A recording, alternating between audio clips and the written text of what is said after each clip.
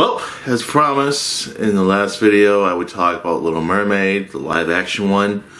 But I'm going to do something different for once, since I'm not going to really talk about just the live action film, but I want to talk about Disney itself.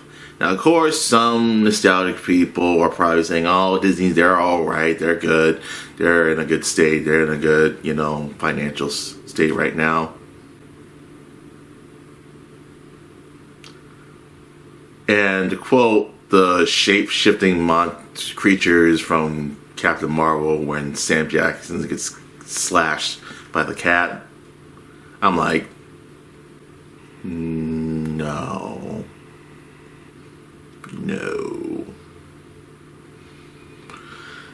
Disney is not in a good state.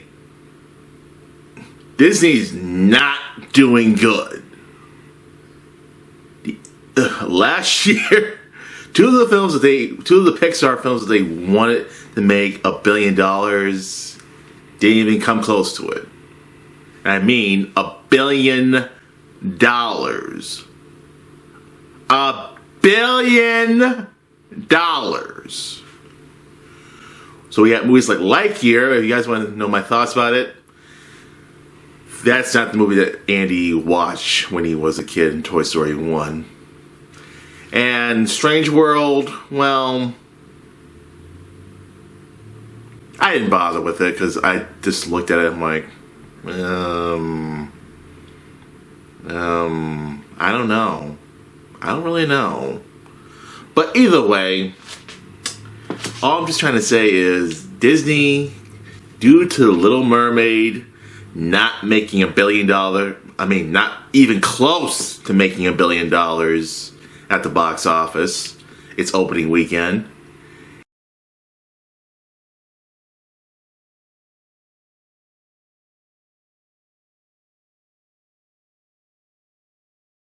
And also, seeing how the fact that Indiana Jones 5 is not getting good reviews on Rotten Tomatoes, even though they released it 5 or 6 weeks later before its release on the 30th this month. And don't worry, you'll get that video pretty soon when that film gets released. But either way, Disney this year and last year, they're not doing very well at the box office. I mean, really not doing well. Like, not making the money that they've been trying to make since they started with, back in 2015. And since then, like they say, go woke, go broke. Now, a little less I talk about some other films. Well, Way of Water technically isn't a Disney film. It's pretty much James Cameron's movie. So Way of Water making $1 billion, well, pretty much, okay, let me here.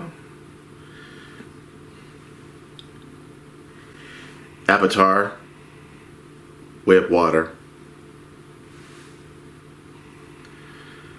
I'm only going on to Wikipedia, and pretty much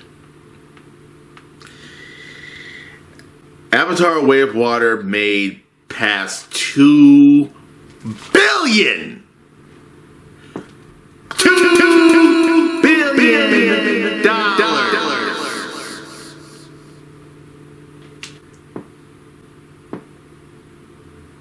That's every billionaire's income they probably get every single week. And also, I should probably mention another thing.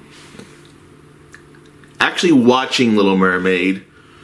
Now you're probably saying, Alex, did you hate it? Alex, did you love it? Well, to be fair, I didn't love it. To be fair, I didn't necessarily hate it. Like I said, I didn't necessarily hate it, basically. But Was it better than the original one? Well, no. Okay, what can I basically say? But the film was at least watchable. Was it great? No. Was it at least watchable? Yes. But is it making the money that it should have made? Should it made now? Those you're saying, well, why didn't it make money in China? People in China are racist. Well, guys, I can't speak for China, to be honest, because I don't live in China. But they have done several things where they try to make it, where you make a movie about a black person who's the main character. Just so you know, Force Awakens, when it came to John Boyega kind of being deleted off the poster, the American poster on Post, and how Black Panther, how they had Chadwick Boseman's face in the American one, but in the Chinese one, he's wearing the Black Panther, mask. And the fact that Little Mermaid is about a black female, well, I don't think it's because of her being black. I just think it's just Disney's just shoving their woke politics into people's mouths. And people in China, they're like, you know what? We're really getting sick of you guys giving these identity politics stuff. Like, why can't you guys just tell a story? Like, yeah, I agree. Why can't you guys just tell a story? Without hammering, like identity politics in your films. Like, why not try to do something that maybe stop trying to appeal to, I don't know, woke culture, and just tell a story. That was the whole purpose of the reason why Disney was doing so well when the first Little Mermaid came out. And just to make a long story short, after the death of Walt Disney, Disney was not doing well. Not doing well in the 1970s, 1980s. Even though Black Cauldron, I know, say what you want, it is a film that's probably getting a little bit more praise today. But Black Cauldron lost to a Care Bears movie.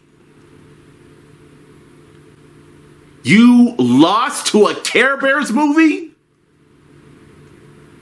That's embarrassing. That is really embarrassing. You being this big top company and you lose to bears and a lion and probably some other things that shoot like, symbols out of their, stomachs. Like, if you're one of those Disney haters, you're probably rolling on the ground, like, laughing at Disney, like, wow, you guys really are pathetic. But either way, the first Little Mermaid and the first Beauty and the Beast, they were helped by a guy whose name Howard Ashman. Now, I mentioned this in one of my videos, but I'm going to mention it again. Howard Ashman is the guy who saved Disney from its dark spell. If it wasn't for this guy, we would have never gotten these two films. And like I said before, during the making of Beauty and the Beast, the guy was dying from AIDS. Now, of course, he had the best. He tried to do the best he can to give people a note on how they should say their line. Well, with the lyricist and music coordinator, music conductor named Alan Megan. Alan Megan has gone on and said this numerous times in reviews and interviews, basically, but he has said the one scene where Howard couldn't really speak right, and they had to stop the studio, tell the studio, say, everybody, be quiet. He's trying to say something. And he says to the voice actress who's voicing and singing Belle, he's like, "Tell Paige Streisand." He said Streisand. Now, of course, I don't know if he meant Barbara Streisand or a word that... okay, I can look that up. But either way, this guy made these two films, and he was really the one that saved Disney from really bombing like crazy. And if it wasn't for him, we would have gotten so many good Disney stuff. Mostly by Alan Megan. And mostly, some of Disney stuff got a little better. Even though 2000, it wasn't, well, it was kind of dying down. The early year 2000s, there were some Disney films that were good, at least in some parts. There was Lilo and Stitch. There was Treasure Planet. There was several other things that Disney released, including Atlantis, Lost Empire, which totally bombed at the box office during its release. But really, I think when it came to certain badder films like Home on the Range, does anybody even remember that movie? No? Nobody? Anybody? I guess not. But really, Princess and the Frog being the last hand-drawn animation that we got during that time, and since then we've gotten movies like Tangled and Frozen. But is Disney not in a good state right now? Because really, they really are not in a good state right now. Some of their films have reached to the point of the fact that they've not made them $1 billion. See, making $100 million, that's one thing. Making more than $1 billion, that's pretty much the goal. So just to let you know, I mean, Little Mermaid, I've watched it. Some of the people who enjoyed watching the film or probably saw the film clapped probably 2 times. Part where Ariel and Eric kiss, and the part where the film ended, which, I mean, most people, they clapped like they really enjoyed the film. Now, I could be wrong. Maybe some people, probably said, okay, it's just a film that my kid's gonna like. But to be honest, watching the film, I wasn't sitting right next to them, but I was like sitting like in the middle back row of the theater. There were these 2 kids who would not shut up. They would not stop laughing, for God's sake. Part of me was like, okay, the kids are probably drunk or high or something like that. But either way, all I'm just trying to say is, good God. The whole time 2 of them were laughing, and they were like sitting in the front 3 rows of the film. So I don't know what they were laughing at. I don't know what they were giggling at. Maybe they were giggling like, oh, this movie is so shit. This movie is so shit. But either way, seeing how this is not doing it at the box office, seeing how several other Disney properties that are Marvel and Disney aren't doing so well, and come Indiana Jones 5, will this really destroy Disney? Will this really destroy Disney? Will Disney just basically be back to where it was back in the 1980s when Black Cauldron pretty much bombed? Or will Disney finally realizing, we gotta make some changes? But with that being said, I'm like, Disney, if you guys stop being woke, or stop trying to bring identity politics into people's, films, or tell someone you gotta do this to appeal to this crowd or do that to appeal to that crowd, People would like it if you guys just tell a story.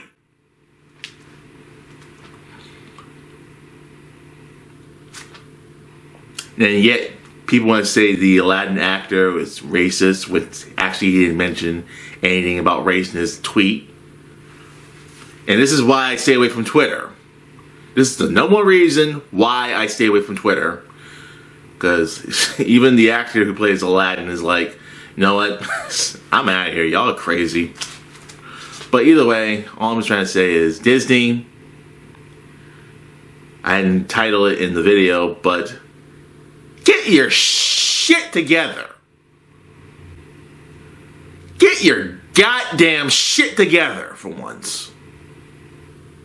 Bob Iger, either fire Kathleen Kennedy or fire somebody who's just making your films not as good. Get your goddamn shit together. That's all I can basically say. Vertical Spy, outro.